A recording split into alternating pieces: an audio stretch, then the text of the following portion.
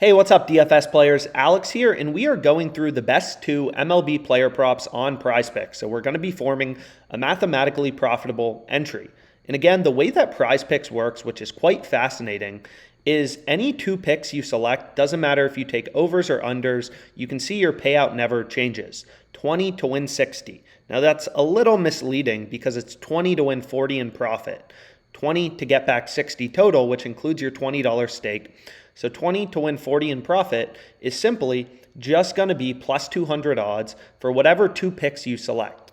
So that means, you can go through the math that you have to win 1/3 of your PrizePicks entries to break even, right? So you win 200 in profit. If you win a two-pick entry, then you lose 100, you lose 100, you'd be flat. So you need to win at least 1/3 of your PrizePicks entries to break even. So essentially, we can back out that every player prop on PrizePicks, they're essentially giving you minus 137 odds, implied odds on both the over and the under, and you have to be winning props on PrizePicks over 57.74% of the time to break even, right? Just to break even. So ideally, you're hitting your player prop 60% of the time on PrizePicks.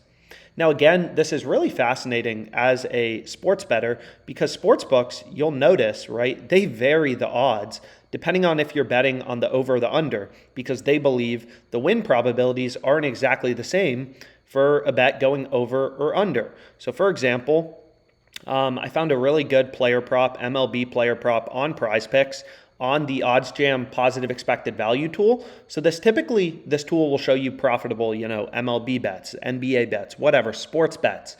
But you can also use it to find edges, to find profit margin on PrizePicks, which we can see right here, right? We can see this is a pretty big line discrepancy. And again, if we were, placing a two-pick parlay on DraftKings, for example, if we took Mitch Keller over 4.5 strikeouts. So if we go up here, they're pricing that at minus 170, and we took Cole Irvin under 3.5 strikeouts, we'd only be getting plus 180 odds. So PrizePicks would be giving us for this parlay, they'd be giving us plus 200 odds, right? Now on the other hand, if we take the under for both, right, our parlay on DraftKings would go up to plus 298 odds, significantly higher, right? And again, that's because the sports books believe that Mitch Keller over 4.5 strikeouts is much more likely to hit. And we can quantify that mathematically using real-time odds, right, from bookmakers. So we can use Pinnacle's market, Pinnacle, one of the sharpest, most efficient betting markets, right? We can use their lines to essentially back out what we think the win probability for this player prop is, right? So they're pricing the over all the way at minus 172. And they're giving you plus 127 on the under. So that's their two-way market on both the over and the under. So what we can do is remove the vig, remove the juice to get an indication of what does the sportsbook believe the true price is, right? And we can see that Pinnacle Sportsbook, the sharpest bookmaker out there, they're pricing the true odds on the over at minus 144, right? And we're getting an implied price on PrizePicks of minus 137. So that's great, right? We're getting better odds than the true odds. So this bet should be hitting 58.94% of the time. According to the model on Pinnacle, the sharpest bookmaker should be hitting at a clip of 58.94%, which beats the break-even win probability of 57.74%. So that's the first prop I definitely want to include in my entry. Again, looking at OddsJam to find line discrepancies where sportsbooks have the over or the under heavily juiced, indicates value on PrizePicks, right? All the sports books are pricing this as close to, 58, 59, 60% to hit looking at their markets, right? You can take DraftKings market, minus 170, plus 125. You can see again, 58.62% is what DraftKings model is implying, which beats the break-even win probability. So this calculator is super useful because it'll take a sportsbook's market, remove the vig to show you what the sportsbook believes the true odds are, and then show you what the sportsbook's model is pricing as the win probability for your bet or for your DFS pick.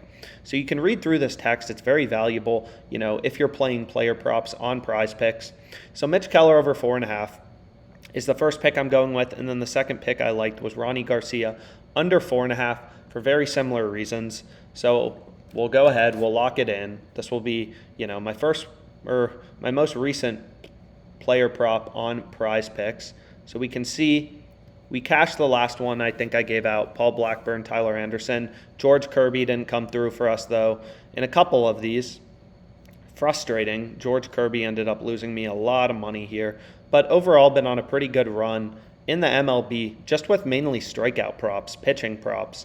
Also, some stuff here. So overall, been pretty hot for MLB, but George Kirby didn't help us out last time, but locked in a 2-player prop pick entry. Again, just using the OddsJam software to find value, to find mathematically profitable bets in DFS, player props on PrizePicks. That's really the strategy you want to take, right? As a sports bettor, as a DFS player, you're always looking for value. You're always looking for an edge. So you need to be thinking about price, right? You need to be thinking about where value lies. It would literally be a disaster to include Mitch Keller under 4.5, right, strikeouts in your PrizePicks entry. That would be a disaster, right? Why would you do that and include it when you could just go to FanDuel and place $100 to win $130 in profit, when on PrizePicks you'd have to find another pick and you're only getting plus 200 odds, right? That would literally be a disaster to include Mitch Keller under 4.5 strikeouts in your PrizePicks entry. So you need to be comparing PrizePicks to the sportsbooks. It's literally critical,